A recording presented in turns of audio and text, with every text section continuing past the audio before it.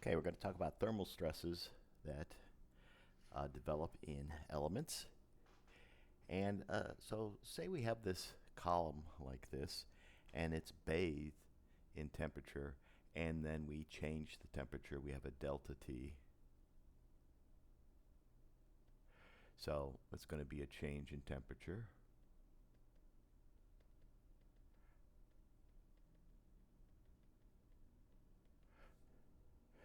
Well, our member has a length of. So we're going to define our deformation in terms of delta T times L times some coefficient alpha. And this alpha term we call linear coefficient of thermal expansion. So using this equation, we can calculate the deformation due to this change in temperature. So let's say our alpha equals 6.6 times 10 to the minus 6 per degrees Fahrenheit. That will cancel out the units of temperature, and we'll be left with units of dimensions. Then let's say we have L equals, let's call this L 2 foot. So maybe we're going to go 24 inches here. Keep this in inches. Then our temperature initially is 60 degrees Fahrenheit, and it increases to a temperature of 120 degrees Fahrenheit. Well, we can calculate how much our beam will grow. So we expand with an increase in temperature, and we contract with a decrease in temperature. So this is 120 minus 60, our delta T, times 24 inches, times our alpha, 6.6 times 10 to the minus 6 per degrees Fahrenheit. This is going to give us a value in inches here of 0, in this case 0.00475 inches. So that's just simply how these sorts of problems are done. So to add a little complexity to the situation, let's deal with thermal problems when we have a confined situation, which will result in a statically indeterminate problem. So suppose we have a 12-inch tall beam constrained between two immovable walls, and we're going to apply heat to it so that it would expand. This is an image of the cross section, which is going to just be a square cross section, 0.5 by 0.5. Our cross-sectional area.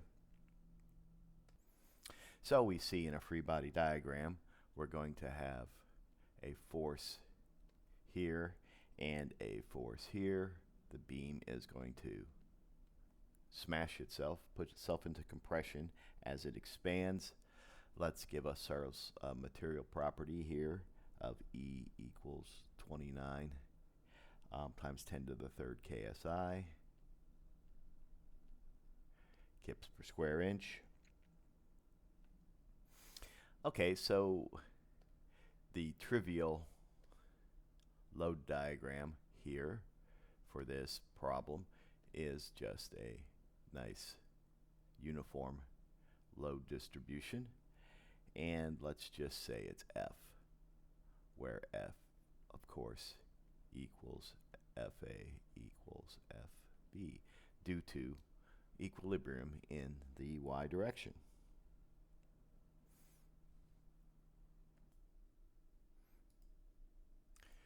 So for our compatibility equation, Clearly, there's going to be no deformation with A relative to B. If we were to call, say, this A and this B, no relative deformation, which means that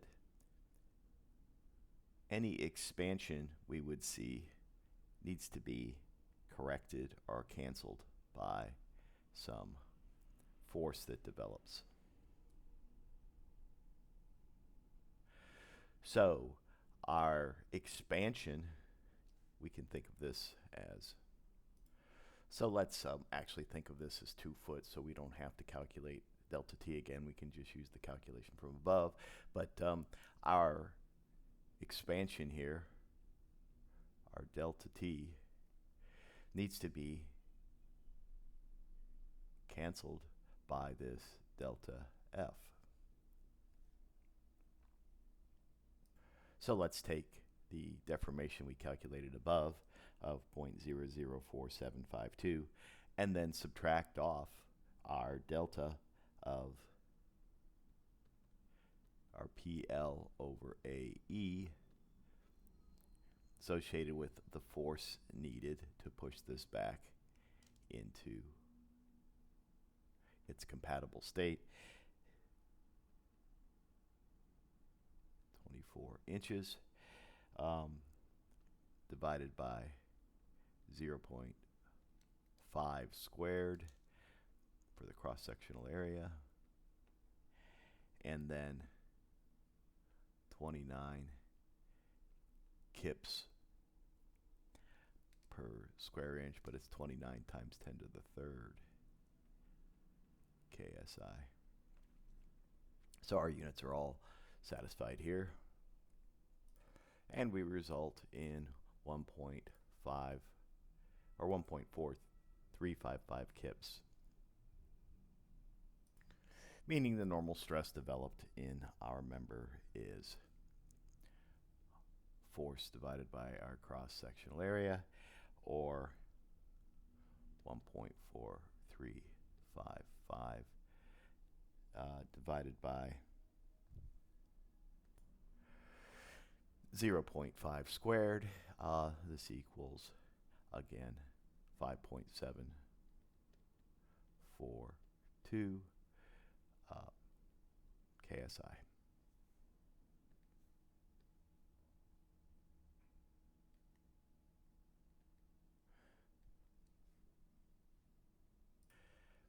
Notice, since this is constrained, there is no strain, normal strain.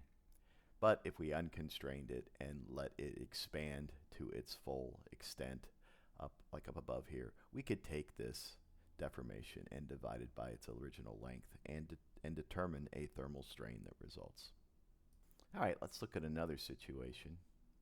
Here we have a rigid beam in blue over top of steel and aluminum column. Let's say the weight of this load here for this rigid beam is 150 kilonewtons per meter, distributed load 150 kilonewtons per meter. And here we want to determine the force supported by each of these posts. And this would be straight a simple process, reasonably simple process, except for the fact that we're going to throw temperature in here, and the original temperature is going to be 20 degrees, and we're going to do this in C, but we're going to raise the temperature to 80 degrees C, and that's going to cause different expansions in these materials. So let's begin with equilibrium, as we usually do, and summation of forces in the y direction. Well, we're going to have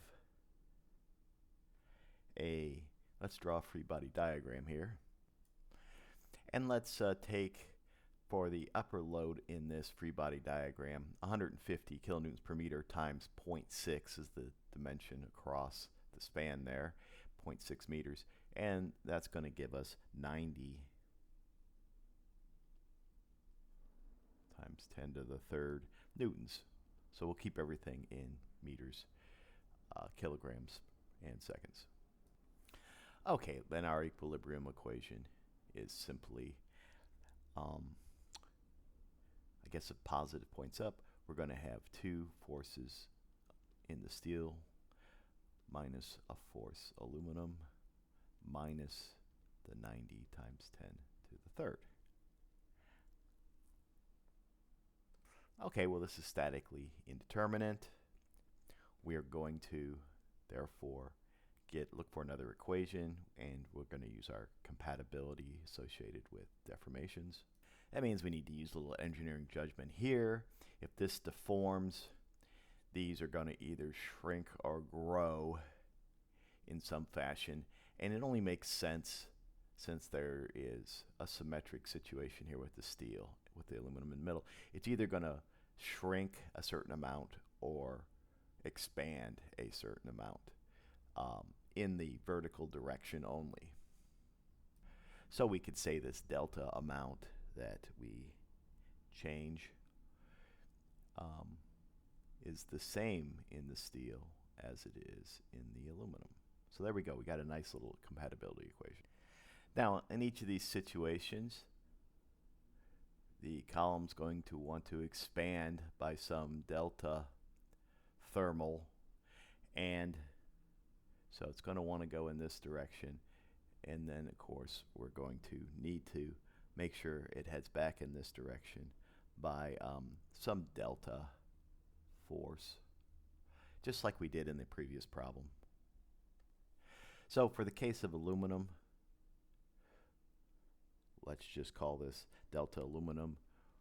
We'll have then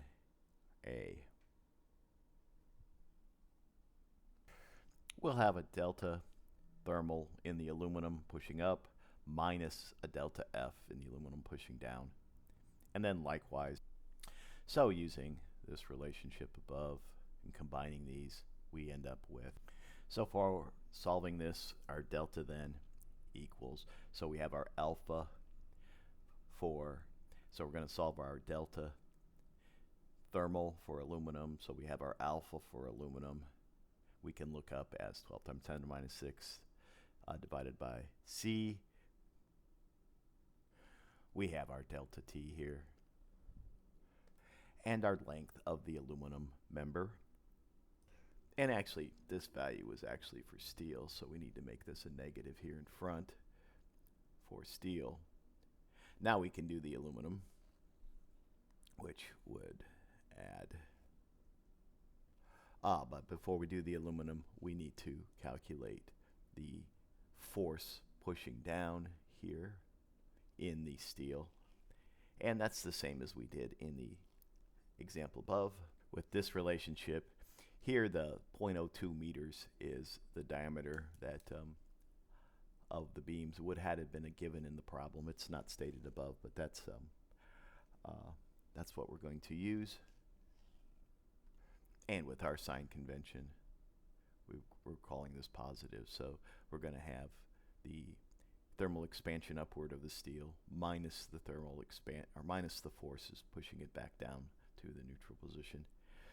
Okay, so then we need to equate this to the same condition in aluminum.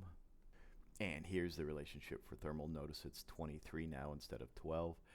And then we'll subtract off the force pushing it back down. And here's our force. The diameter is, well, is different. The radius is different here. For our aluminum, it's a little bigger. And solving this gives us this compatibility equation with two unknowns now that we can use to solve simultaneously with our equilibrium equation, resulting in the force in our steel of minus 16.4 kilonewtons and aluminum 123 kilonewtons, from which we could calculate stresses if we needed to.